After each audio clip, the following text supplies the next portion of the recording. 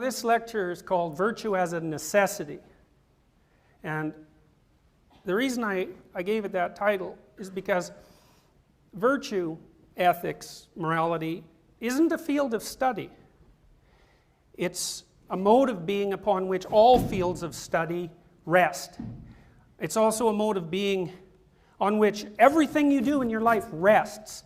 The way you understand yourself or fail to, the way you understand other people or fail to, and more deeply than that, what role it is that you play in your life, in the world. And one of the things I've learned, for example, being a clinical psychologist, I've spent thousands of hours helping people sort out difficult problems, is that lack of virtue makes people ill. I'm not saying that my clients themselves lack virtue. I suppose some of them do and some of them don't, but to the degree that they're embedded in a network of relationships where virtue is fundamentally absent, they're tortured and tormented and they're unable to find firm ground. And that's not a biological problem, even though biologically fragile people might be hurt more by a lack of virtue. A lot of what you do in a real relationship with people, and at least to some degree a clinical relationship is supposed to be real, is provide a forum where people tell the truth. And that's hard because people don't like to tell the truth particularly. The truth is difficult. It's difficult for a variety of reasons. So when I first thought about this lecture, I had a slightly different title. The title was Virtue as an Existential Necessity. And that's a bit philosophical, so I modified it. But there was a reason for that, because the concept of virtue means to be virtuous, and existentialism is the study of being, right? And I think that you can't really understand what makes up virtue until you modulate or modify your notion of what constitutes being. This is a hard thing to do. Modern people are fundamentally materialistic. And there's some utility in that. We're masters of material transformation. And the fact that we're materialist in our scientific philosophies has made us extremely powerful, maybe too powerful for our morality, extremely powerful from a technological perspective, but it's blinded us to certain things. And I think one of the things that it's really blinded us to is the nature of our own being.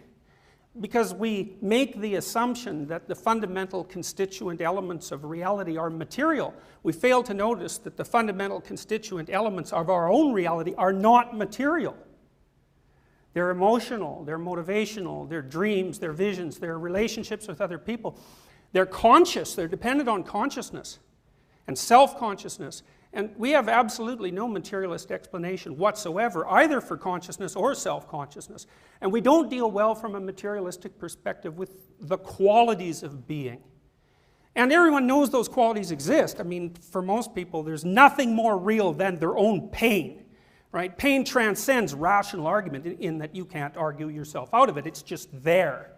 And materialist or not, there's very few people that are willing to allow the claim that their pain is merely an epiphenomenon of some more fundamental material process. Pain is fundamental. Consciousness is fundamental. And I think that unless you understand that, you can't think properly about virtue. So I might start the discussion of virtue with the discussion of being. Well, what does human being look like? Well, the Buddhists say life is suffering. That's the first fundamental Buddhist dictum. And I suppose a modern person would tend to think of that as a very pessimistic claim. But I've found when I've shared that information with my students, once they understand what it means, it's actually a relief, because people run around madly suffering away, and all of them inside their little shell think, well, there must be something wrong with me, because here I am suffering, and I mean, that isn't how things are supposed to be. Well, then you might say, who says that's not the way things are supposed to be? The Buddhists say life is suffering. So what that means is if you're not suffering, that's a good thing, that's lucky, that's fortunate. That's not the way of the world. That may be something to be grateful for, ecstatic about even. And of course, in Christianity, the central symbol of Christianity is a crucifix, which is not a positive symbol in any way. It's a symbol of betrayal by friends, opposition from the state, and mortal vulnerability. It's about as powerful a symbolic representation of the idea that life is suffering as you can put together, which is of course why the power of that symbol extends across several thousand years. Judaism, well, I don't think it's going to come as a shock to anybody in the audience that Jews are acutely aware of the suffering that's involved in life. So it's useful to know, to understand what it means that life is suffering. It's a fundamental ontological truth. It's a fundamental statement about the nature of being. And there's a reason for that. It's not incomprehensible. It's perfectly comprehensible.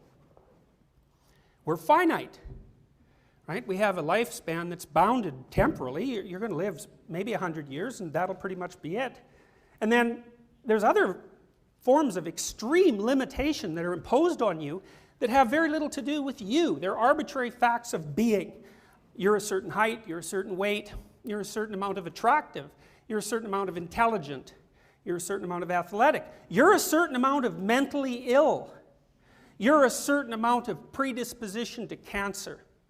And it's frequently the case that people like to attribute those vulnerabilities to some flaw in their own nature, but what they are instead are conditions of existence.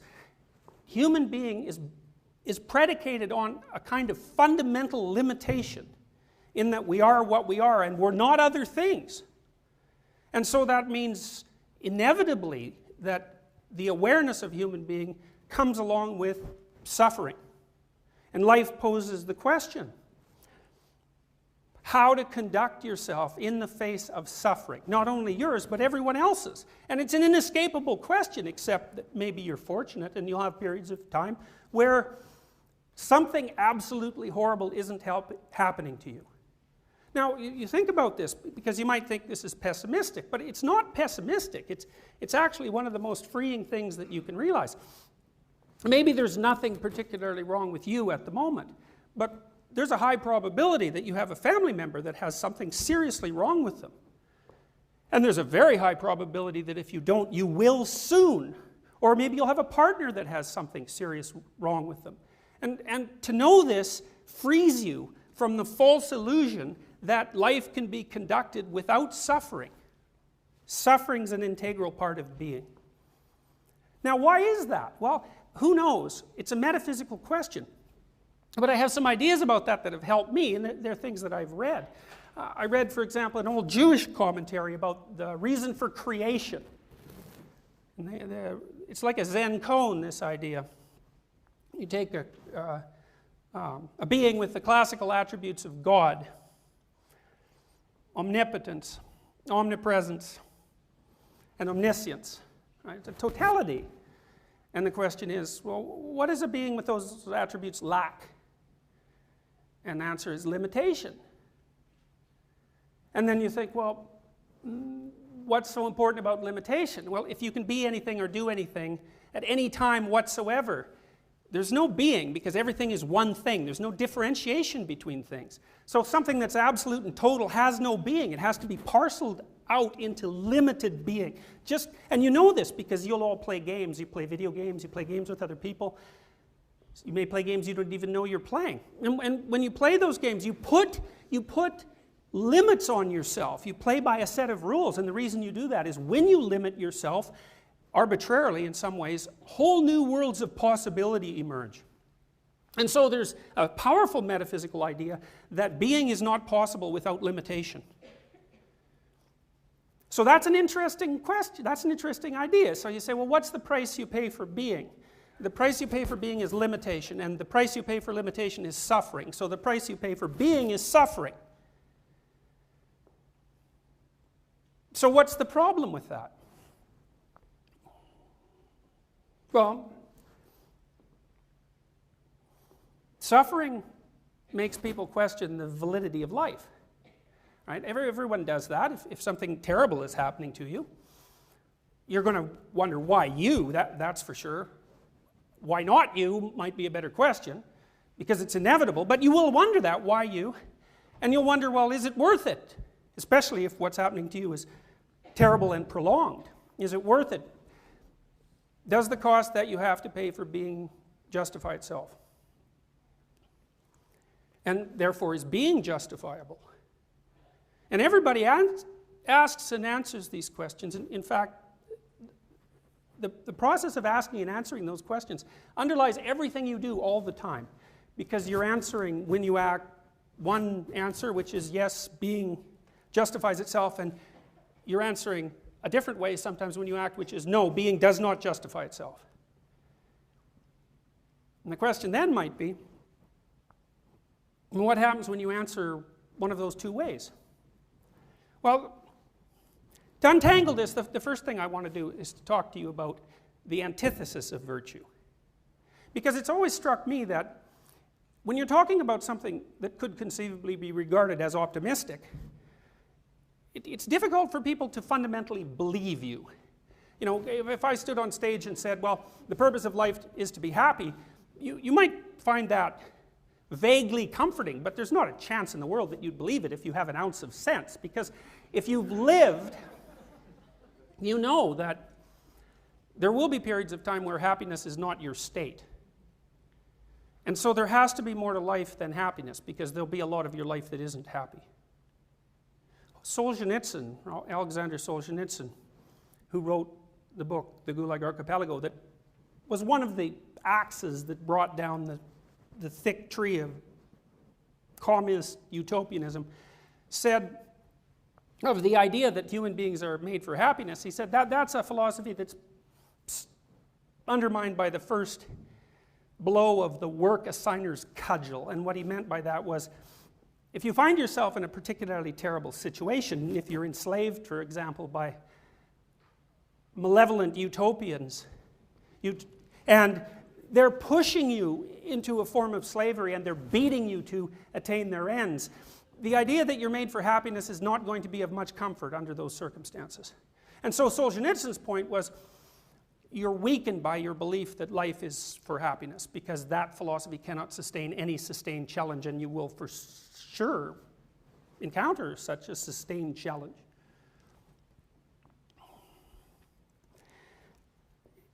I don't think that modern people can believe in virtue, but not easily, because virtue sounds religious in a sense, and we have real trouble, whether we're religious or not, with religious preconceptions, because our scientific forms of knowledge and our fundamental materialism has really radically undermined our ability to believe in any transcendent being.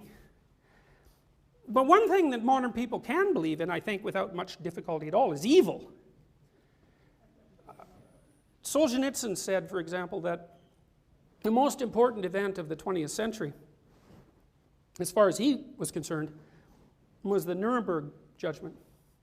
And you may know, you should know, that after World War II, a group of National Socialists from Germany, who were deemed particularly responsible for the absolute horrors of the final solution and the mass factory genocide that accompanied it, were put on trial.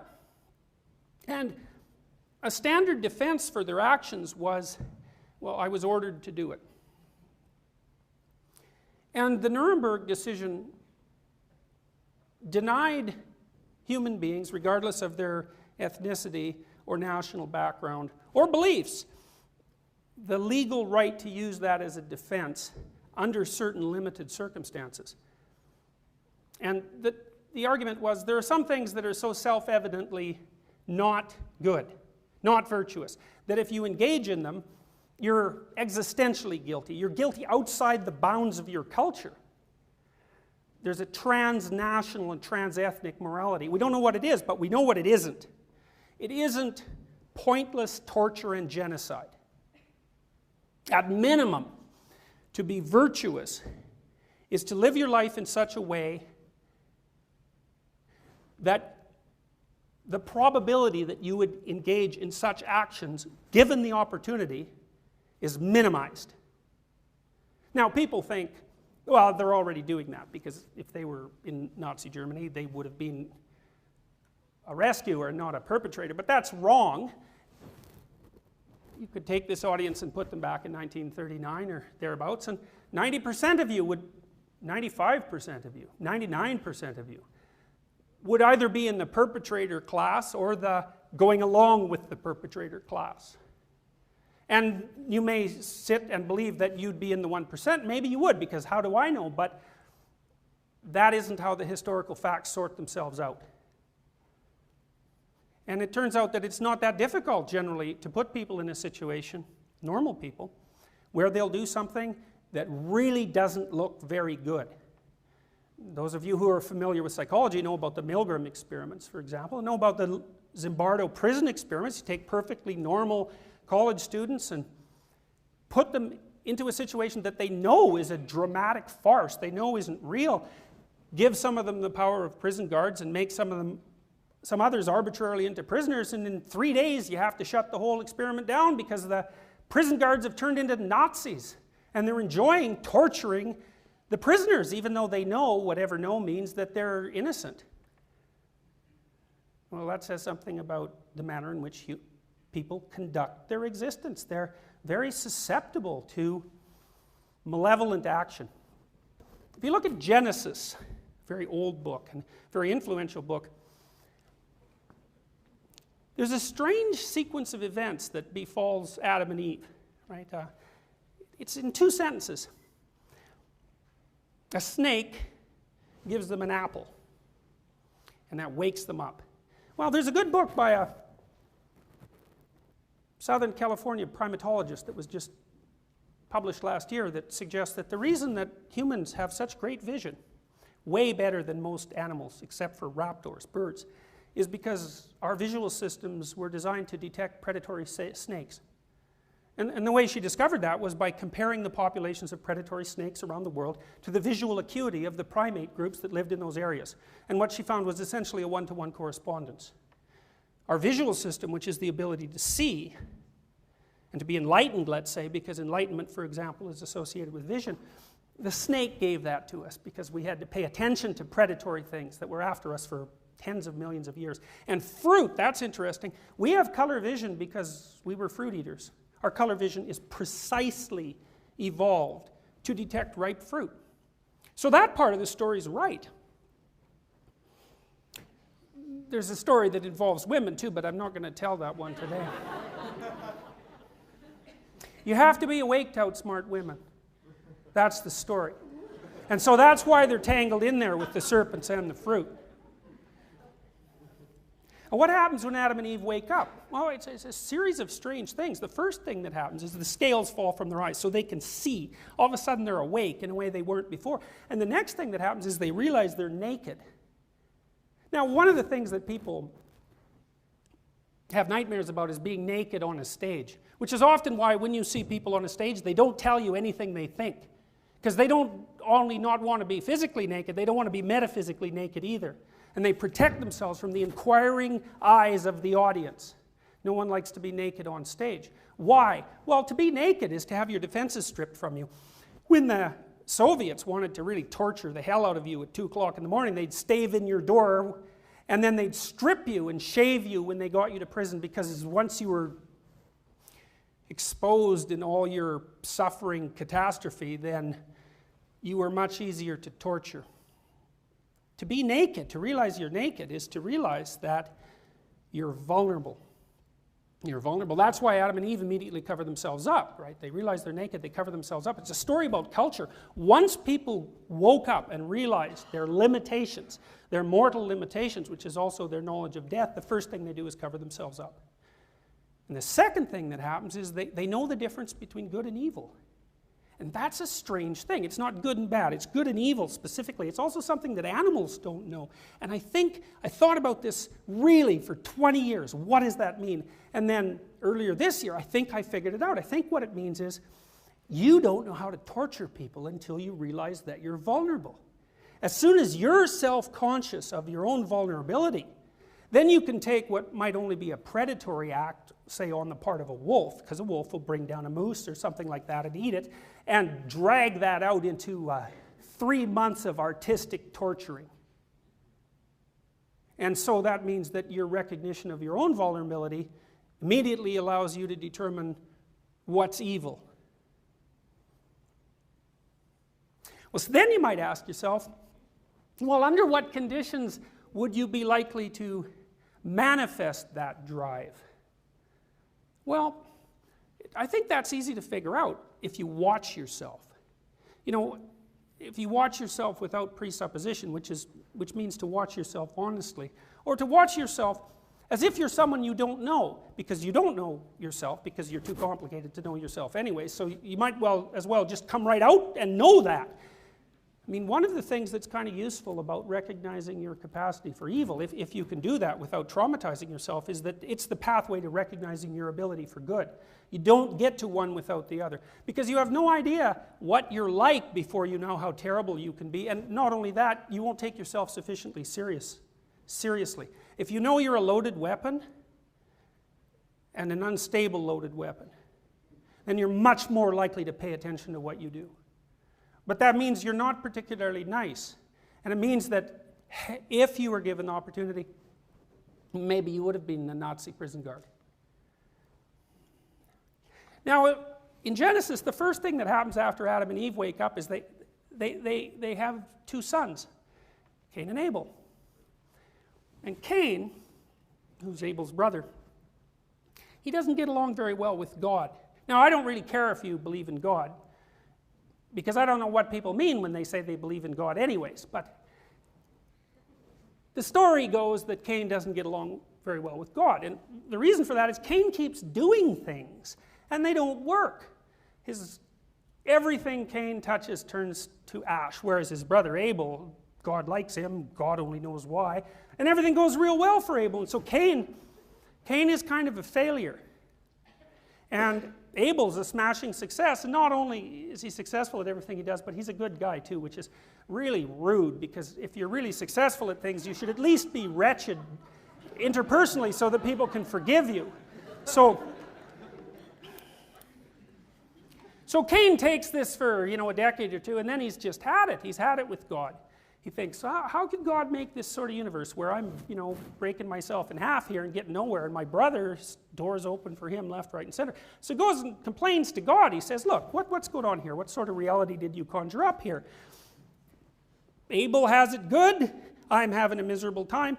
Maybe you should do something about that. And you think that's pretty interesting, that Cain would think that, because you have to ask yourself, what sort of presumption does Cain have to assume that the dismal quality of his being is attributable to God?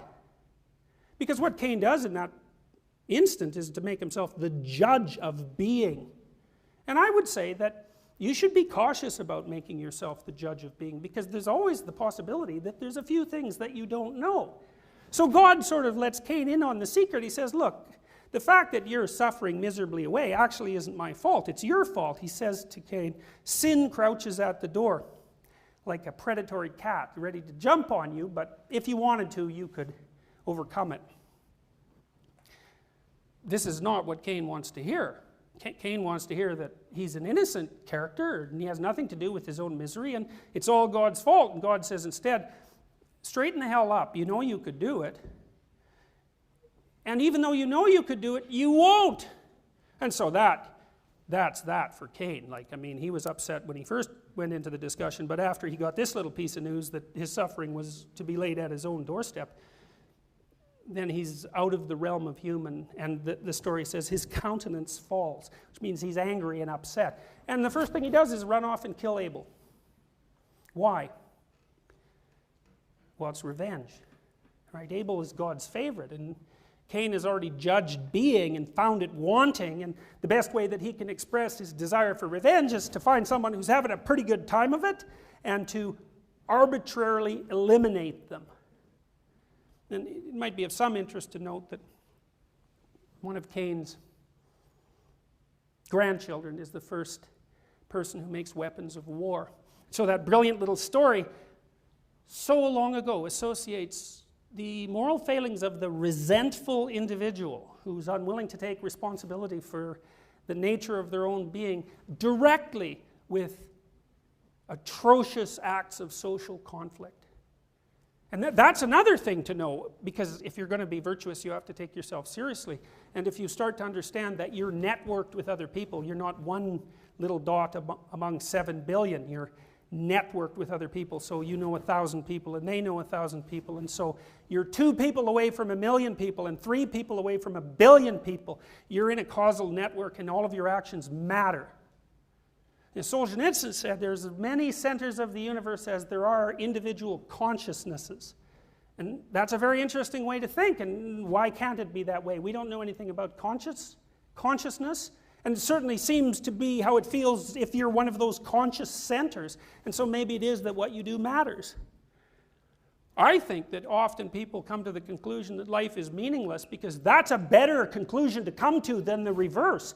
Because if life is meaningless, well, then who cares what you do? But if life is meaningful, if what you do matters, then everything you do matters. And that puts a terrible responsibility on the individual. And I think that people are generally unwilling to bear that.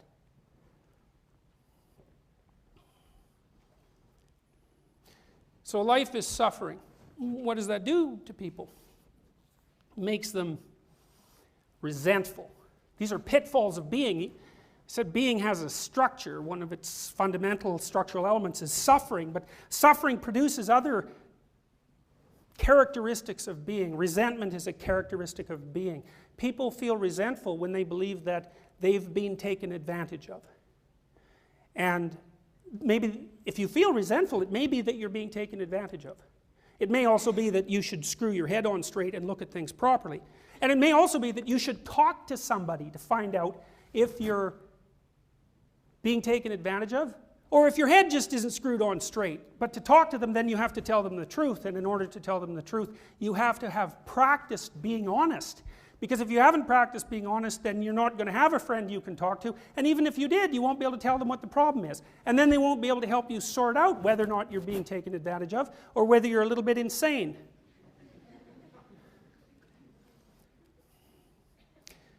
If you're resentful, then maybe you have to tell the person who's taking advantage of you that they should stop doing that.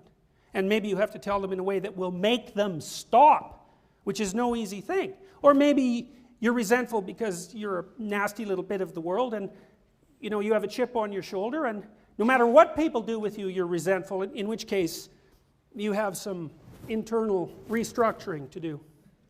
And you might ask, well, why should you do the restructuring? And the answer to that is that, well, resentment, along with hopelessness and nihilism and all sorts of other moral pitfalls, puts you on the road to cruelty and atrocity.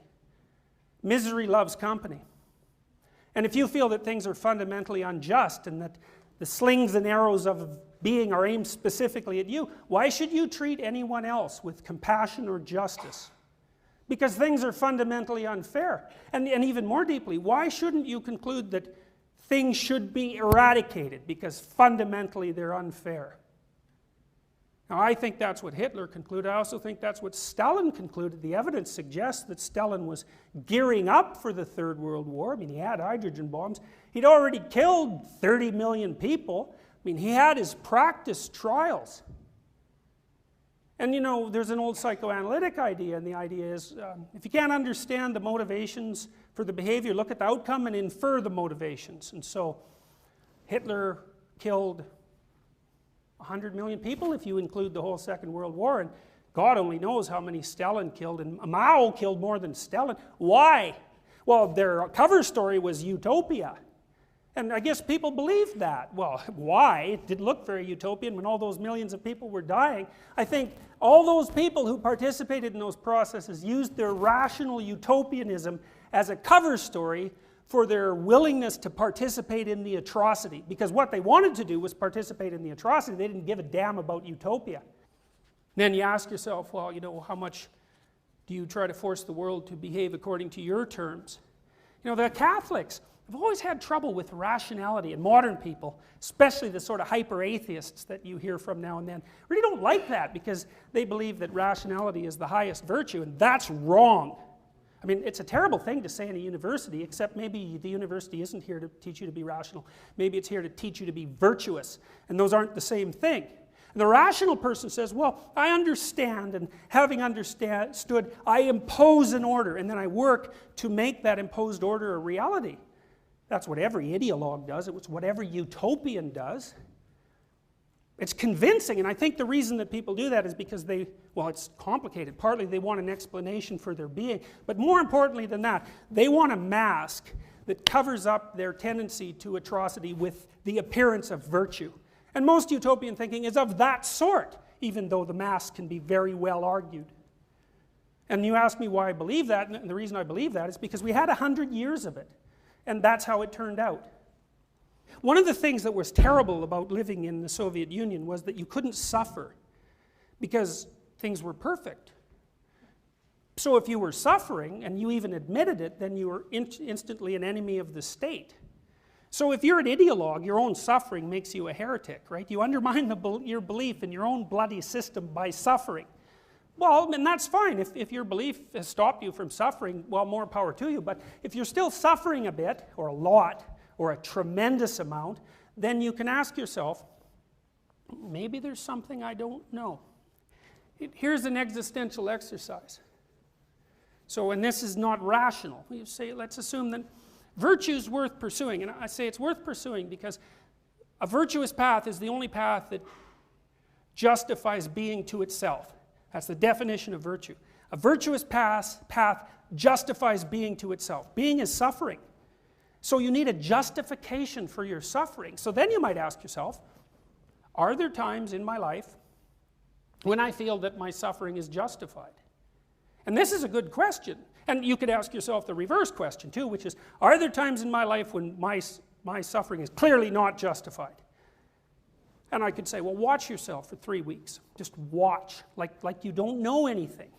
And see when you're somewhere that justifies itself. Now, you might say, well, how do I know? And I'd say, okay, well, here's some hints. You're not self-conscious. You know, it's not good to be self-conscious, right? It loads on neuroticism. It's a negative emotion. I mean, we think of it as a higher order cognitive function, but people find it unpleasant. You tend to be self-conscious when you're false or shamed. If you're deeply engaged in something, your self-consciousness disappears.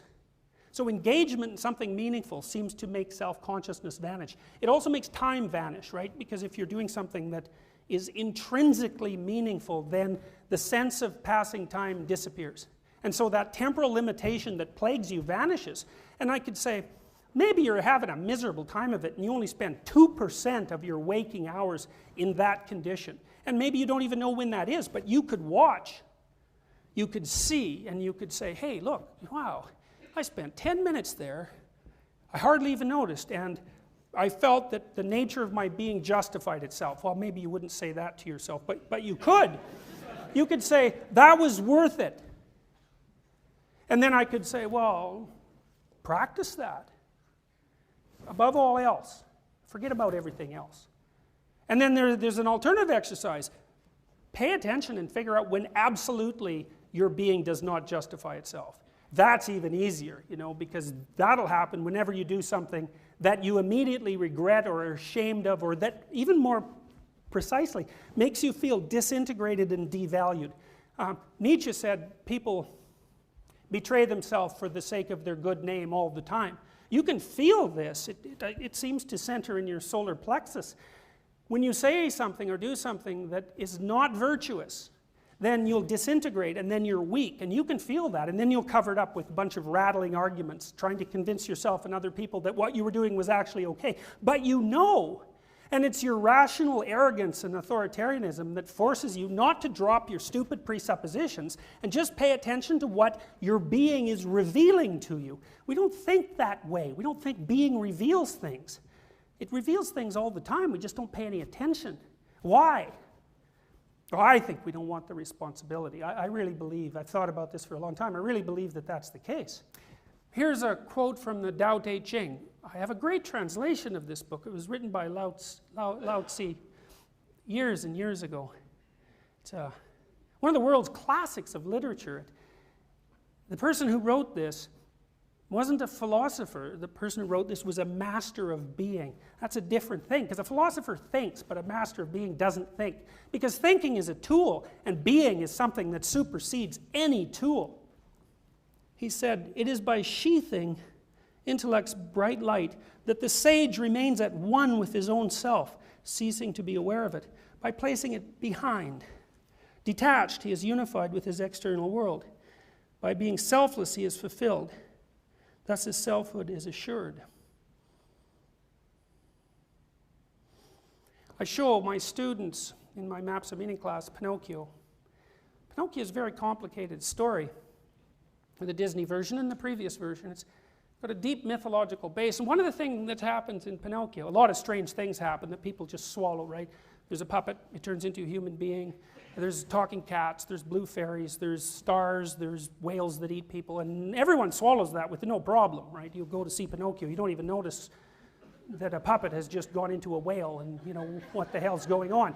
And the reason you don't notice that is because it means something, and you don't know what it means, but you know that it means something, and you're willing to ride on it, weirdly enough, because it compromises your rational principles completely. It does, it does. These are religious experiences that people have in movie theaters. They suspend disbelief. They go along with it. It's not rational, but they believe it. And if someone says, you know, they elbow you and say, that's not real, you say to them, maybe you could shut up so I could watch the movie. All right, you don't want their rationality because it's the wrong time for it, it's the wrong place for it. Geppetto wishes that his pet puppet could become real. It's a very unlikely wish, which is something he says, very unlikely. It's unlikely to happen. I think actually Jiminy Cricket says that. To have that happen, Geppetto has to wish on a star, which is a strange idea. The star is something that partakes of the divine, you could say that. If you look at the night sky, where you can really see it, you know that, right? You look at the night sky and infinity opens itself up before you, and there's nothing to say except there's nothing to say. And to wish on a star is to put your eyes above the horizon and to pick a transcendent point and to wish for something, to want for something that's beyond the concrete and immediate. And to become virtuous and to not be a puppet is to aim at something transcendent. I could say, well, at least it's the absence of evil. That's something. Well, maybe it's even more than that. Maybe it's virtue in and of itself.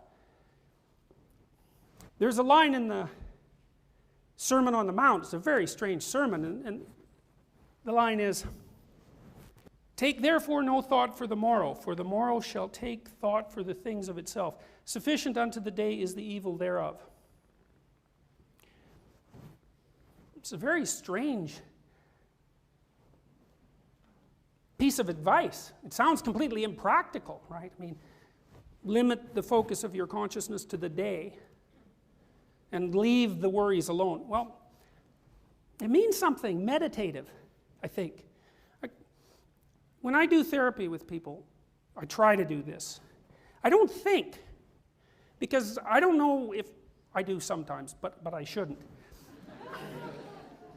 I don't necessarily know what their problem is or what they should do about it.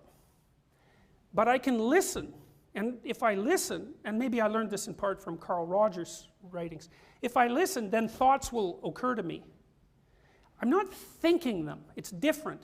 I'm letting the thoughts come up. And I tell my clients, try to tell me the truth, and I'll try to listen without being too much of a son of a bitch, and maybe, you know, maybe we can work something out. And then they'll say something to me, and maybe I'll think, well, that thing you said now and the thing you said half an hour ago don't seem to be coherent, so maybe you could straighten that out. Or, you know, it seems more like I'm tracking what they're saying, and when I'm listening to them, I'm in the same place they are. We know the neural mechanisms for that. You are in the same place with someone when you really listen to them.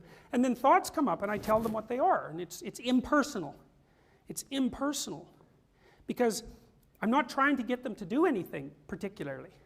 I'm just aiming maybe at helping them figure out what's going on and having a little bit less suffering. And it's not the imposition of an ideological structure. And the idea behind this particular piece of advice is, you can try this too. You wake up in the morning and you think, okay, this could be a good day, whatever that means. You don't know, right, what a good day is, but maybe you've had a couple and they're not so bad, and so maybe you think you could have another one. But you don't know, and you think, okay, you ask yourself, and this is meditative, what is it that I need to do today so that this would be a good day? And your brain will tell you, it'll say, you know that bill that's hiding under 5 pieces of paper on your desk? You should haul that sucker out and pay it. Or there's something you're avoiding that makes you anxious that your brain will pick on right away, and it'll say, you have to do these, whatever number of commitments today, and if you do them, then you've fulfilled your obligations. And the idea behind this piece of advice is that if you fulfill your obligations every day, then you don't have to worry about the future. And that's a very interesting idea. And it's predicated on the notion that there's a wisdom inside people that's deeper than mere rationality. And I believe that to be the case because we're far older than mere rationality. From an evolutionary perspective, from any perspective you want, we're deeper than rationality. And we know, psychologists have learned in the last 20 years, that rationality is bounded ridiculously in all sorts of different ways. It's not the master, it's a servant. And it's an unruly servant, even though it can be a very powerful one. The totality of you, the wisdom that's embodied in the totality of you, is far outstrips rationality. And if you listen to yourself and do the difficult things that yourself tells you to do, the idea is you don't have to compute the utopian future, because following what it is that you tell yourself to do every moment is the best path to whatever the best outcome is. It's a strange way of thinking, because if you're a utopian and a rationalist, you already know what the right outcome is. And then you have to run around pointing guns at people to make bloody sure that they do the right thing so that the outcome you've computed occurs. And that doesn't seem to work very well. And so you see this idea in Taoism too. The idea is to give up the end. Because you don't know what it is, and you don't. It's an admission of ignorance. Where are you headed? You don't know. But that doesn't mean you shouldn't be headed somewhere. Follow your moral intuitions. Stop doing the things that make you feel weak. I'm not talking about following a moral code, although that can come into it. If you really don't know what the hell you're doing at all, then following a moral code is a good idea, because it'll at least get the ball rolling. It's a form of apprenticeship. So, you know, not doing the obviously bad things is a form of discipline. It isn't the notion that I'm talking about now. This is a different thing. This is, pay attention to what's meaningful, because you can see what that is. You may find you're terrified of it, because everybody's got this little secret wish. I really love doing, I don't know what it is. It's different things for different people. But they're afraid to do it, to really do it, because as soon as you do what you really love, then you expose your nakedness, right? You say, this is what I'm really like. Instead, you just shove that under the bed and you do something you don't care about at all, and then if people judge you, it doesn't matter. But the problem with that is there's no life there. There's no force. There's no you. And without that, the suffering will do you in, and then you'll become a bad person. And that's not a good thing. So you have to see what it is that you find meaningful, whatever that is, and then you have to fight for it. You have to fight against yourself. You have to fight against other people, because what do they know about it? You have to fight against nature, maybe even, to stand up for what it is that sustains you. And that takes courage. It also takes honesty. Partly because if you're not honest, you can't trust your own intuition. So this is an important thing. You think about this, and this is why virtue is a necessity. If you lie to yourself or to other people, then you corrupt the structure that you use to interact with being. You corrupt it.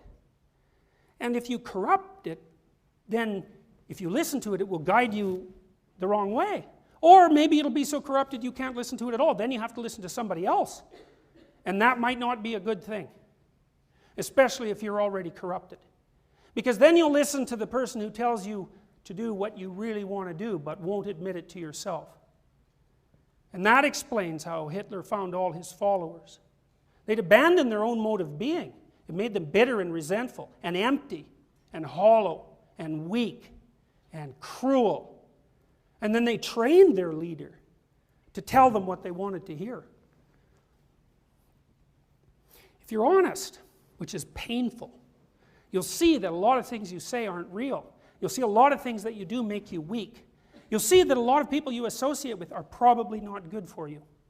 And then you have a lot of difficult choices to make. You can stop with the obvious lying. That'll clear things up for you a lot. And you can start communicating with people. One of the things I teach my clients is, if you're resentful, say something about it. Say something about it. You tell the person, look, what you asked me to do is making me resentful. Now, if they're your wife or husband or someone you love, you should listen to them, because they might say, well, grow up. Take your damn responsibility and leave me alone. And maybe they're right. Or maybe they're a bit of a bully, and you have to say, quit pushing me around, and then maybe you have to have an argument with them, an honest argument, where you say, look, this is what's happening to me, and they say, look, this is what's happening to me, and you battle it out until you reach some sort of settlement, and then you don't have to be resentful anymore. Then you won't be mean, and cruel, and vicious, and you have to be honest in order to do that. Here's a way of thinking about error. You don't exactly know what you're doing, so how do you get to the point where you know what you're doing? I think follow your internal intuitions and be honest about it. And then what will happen is a star will appear and guide you. And the star is whatever makes your life meaningful. And maybe you'll take some tentative steps in that direction. And you'll get a little ways and you'll think, no, that's wrong. And then the thing that makes your life meaningful will appear over there, and then you take a few tentative steps in that direction. But as you step and walk towards these things, you change, and as you change, you get wiser. And what happens is if you keep following these things that make your life meaningful, then you correct yourself across time. You see the thing there and that's wrong, and you see it there and that's wrong, and you see it there and that's wrong, but you keep chasing it. As you chase it, you move forward. And as you move forward and you do things and you learn from your mistakes because you're honest and you're watching, you get wiser and wiser. And the consequence of all those mistakes is you'll self-correct the mistakes, and 20 years down the road, maybe you won't be making so many mistakes. They say it takes 10,000 hours to be an expert at something. So you would need 10,000 hours of practice following what it is that you need to follow. I'm going to close with two things. I've come to the conclusion, as a consequence of studying the things I've been telling you about, that belief has a religious substructure. If you go all the way down into someone's belief structure, right to the bottom, what you find are religious presuppositions. The person might not agree, but I don't think that matters. I think generally people don't know. Here's an old religious presupposition. It's older than Christianity. I suppose Christianity is the most powerful proponent of this viewpoint. There's a heaven and there's a hell. And you should live your life so that you end up in one of them. What's happened to Christianity is that that's an afterlife thing. But I don't think it is an afterlife thing. I think it's a now thing. I see people who are in hell all the time. And you can see them if you walk down Bloor Street. I'm not kidding, it's no joke. If you walk by someone in hell, you can't look at them. You won't look at them. You'll give them a wide berth, and if you look at them, and you really look at them, they'll either become aggressive or ashamed, because they do not want you to see where they are, because they don't want to see where they are. And by the same token, heaven's a real place too, and now and then you're in it, but you don't notice because you don't believe in it. There was an old gospel, Gnostic gospel, that was dug up in 1957, the Gospel of Thomas, and in the Gospel of Thomas, Christ says, "The kingdom of heaven is spread out on the earth, but men do not see it." And I don't think that's a metaphor, or maybe it is a metaphor, it's a deep metaphor. It means that human life is very expansive, and we live in the middle. It's kind of a mediocre middle often, and at one extreme there's hell, and the other extreme is heaven, and we bounce back and forth between them without really noticing. And I could say, well, here's something to consider. If the things you're doing are landing you in hell, stop, unless you want to be there. And you know, if you think, all you have to do is think about your life over the last year. You can be certain that you can call to mind times when you would have rather that did not happen. And so the lesson from that is clear. Don't set up those conditions anymore. And by the same token, if you watch yourself, you can tell when you're where you want to be. And I could say, well, if you're where you want to be, and that's really the right place, then all you should ever do is practice to be there. The kingdom of heaven is spread out on the earth, but men do not see it. So this is what I would say about virtue. Virtue, first, is the attempt to see that heaven. And it's a questioning thing. And I'm not saying it's the same for everyone. I don't believe that at all, because people are individuals. Just to see it. And the second thing is to attempt to live in it. And I truly believe that there is nothing that you can do